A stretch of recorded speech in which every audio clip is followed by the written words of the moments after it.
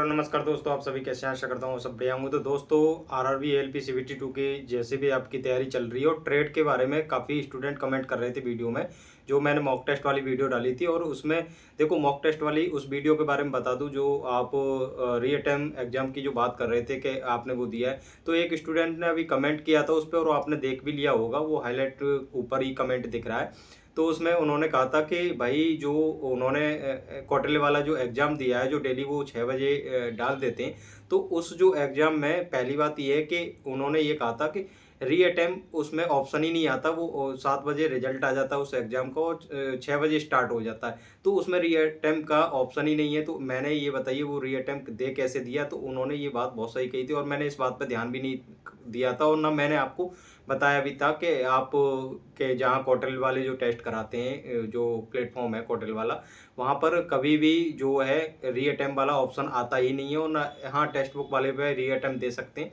तो क्वार्टरली वाले जितने भी टेस्ट हो रहे हैं, वहाँ पर री अटेम्प्ट नहीं आता। वहाँ पर शाम को रिजल्ट आ जाता है और पता चल जाती है आपका कितने नंबर है, कितने नहीं है। तो ये बात उन्होंने कही थी, आपको इस बात से ही समझ जाना चाहिए कि हमने री अटेम्प्ट दिया था या नहीं दिया था। बाकी ट्रेड के बारे में बता दूं, मैं ट्रेड की जो कह रहे थे कि ट्रेड वाले टेस्ट हैं हम कहाँ से दें। देखो, जितने भी स्टूडेंट हैं, जिस टीचर से पढ़ रहे हैं, या एस के जहाँ सर हैं, कौटिल वाले सर हैं, और जहाँ से भी है, उनके ट्रेड वाले टेस्ट आप देना चाहोगे। देखो, वो क्वेश्चन बनाते हैं तो वो अपने पीवाईक्यू के हिसाब से और चैप्टर वाइज ही क्वेश्चन रख देते हैं, तो मुझे वहाँ से तो अच्छा नहीं लगता। लेकिन जहाँ आपके पास टेक्स्ट बुक में अगर ट्रेड वाले क्वेश्चन दे रखे हैं, तो आप वहाँ से टेस्ट लगा सकते हैं। 75 क्वेश्चन का जो वहाँ पर होगा टेस्ट, 4 या 5, ऐसा ना करें उसके लगातार ही आप एंड तक 15-20 टेस्ट लगाते जा रहे हो और अपना 1 घंटा खराब कर रहे हैं। सबसे ज़्यादा रिवीजन पे फोकस करें, ट्रेड वाले जितने भी हैं। और जो भी आपकी ट्रेड है, जो भी आपने बुक ले रखी है, उसमें लगातार रिवीजन करते रहें। जो चैप्टर पढ़े हैं और थ्योरी पढ़ें, और क्वेश्चन का रिवीजन करें। ऐसा 4 से 5 टेस्ट लगा लें पेपर तक, जिससे कि आपको पता चल जाए कि हाँ, हम कैसे क्वेश्चन जो है सही कर पा रहे हैं या नहीं कर पा रहे, किस चैप्टर से ज़्यादा आ रहे हैं।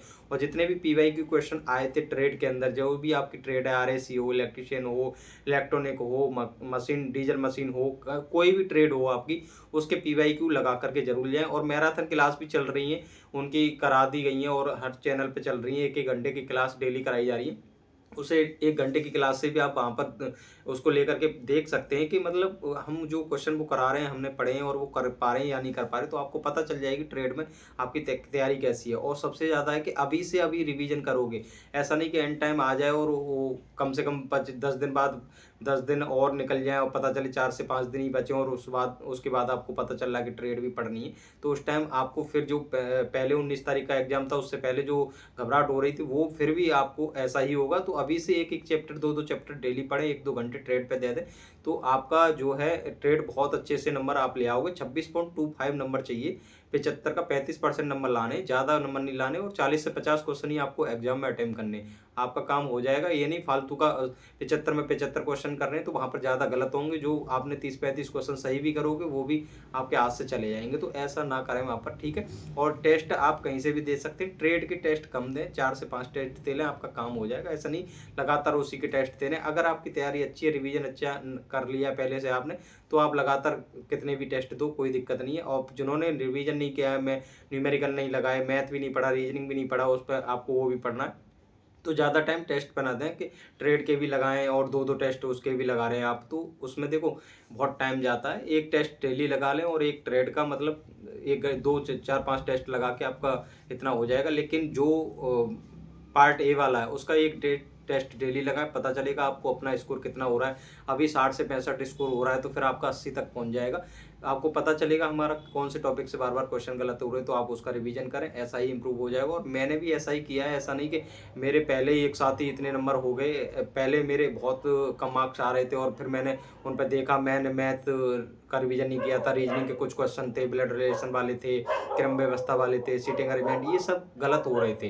तो फिर मैंने रिवीजन करके फिर टेस्ट दिया, तो अब ऑटोमेटिक ही अपने आप 10 से 15 नंबर इंक्रीज हो गए। इन्वायरमेंट नहीं पढ़ा था, कंप्यूटर नहीं पढ़ा था, और प्रोजेक्शन एंड व्यू वाला चैप्टर नहीं पढ़ा था। जो प्रोजेक्शन एंड व्यू वाला चैप्टर है, वो आपको समझ में नहीं आ रहा, तो आपको ना उसको, जो जितने भी क्वेश्चन दे रखे हैं किसी भी प्लेटफॉर्म की बुक में या किसी भी में क्वेश्चन दे रखे हैं, जब आप लगातार उन क्वेश्चनों को 100 से 150 क्वेश्चन लगाओगे, तो आपको पता चल जाएगी और आप ना अपने हिसाब से समझें उनको।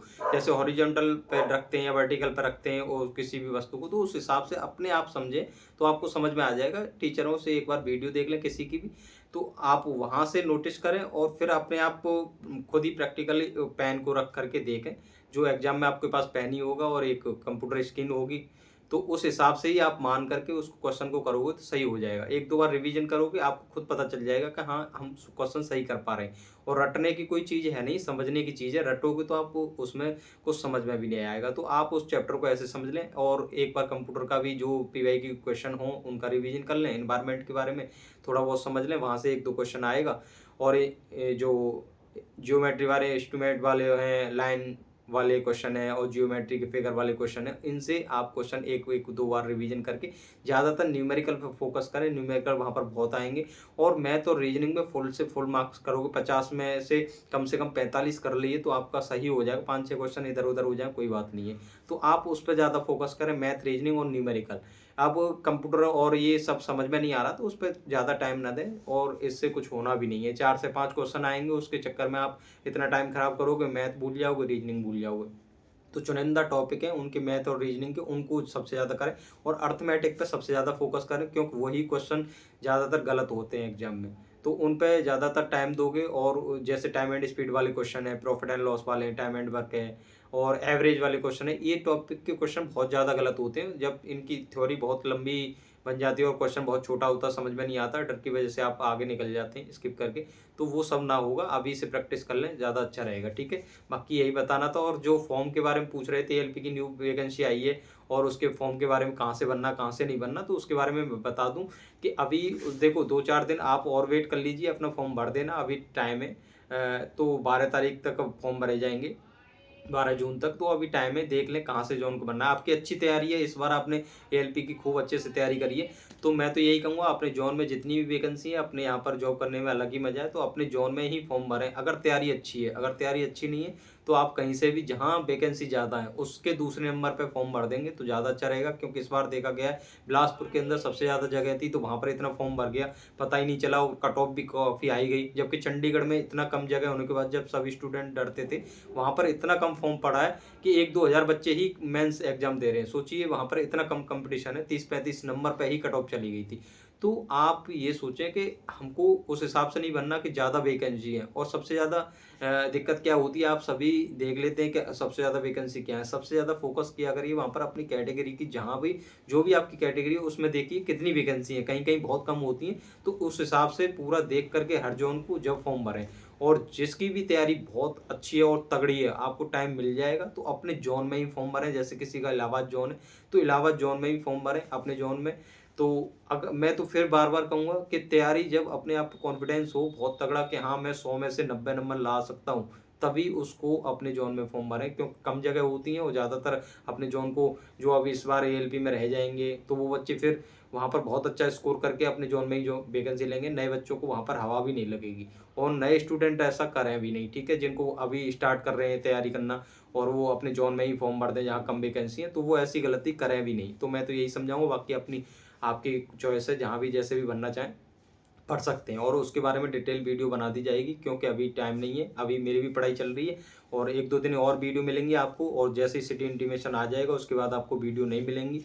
फिर उसके बाद में एग्जाम के बाद एनटीपीसी और ग्रुप डी के लिए आपको लगातार वीडियो मिलती रहेंगी। मेरी गाइडेंस में रहोगे तो आपको पता भी चलता रहेगा कैसे तैयारी करनी है, क्या करना है और कौन से सब्जेक्ट पढ़ने हैं, क्या नहीं पढ़ना है। ये सब सारी जानकारी आपको लगातार मिलती रहेंगी। और मॉक में स्कोर आप अच्छा करोगे। एनटीपीसी के जो एग्ज़ाम है, धीरे धीरे अभी से, जब एएलपी का एग्ज़ाम होगा जाए और एनटीपीसी का जिसका एग्ज़ाम है, तो वहाँ से लगातार मॉक लगाते रहें, स्कोर अच्छा हो जाएगा। ऐसी गलती ना करें, एग्ज़ाम के एंड टाइम पे ही मॉक लगाते हैं तो फिर नंबर कम ही आते हैं और फिर डर भी रहता है। ठीक है, तो ऐसी गलती मत करना। तो नमस्कार, मिलते हैं अगली वीडियो में, धन्यवाद।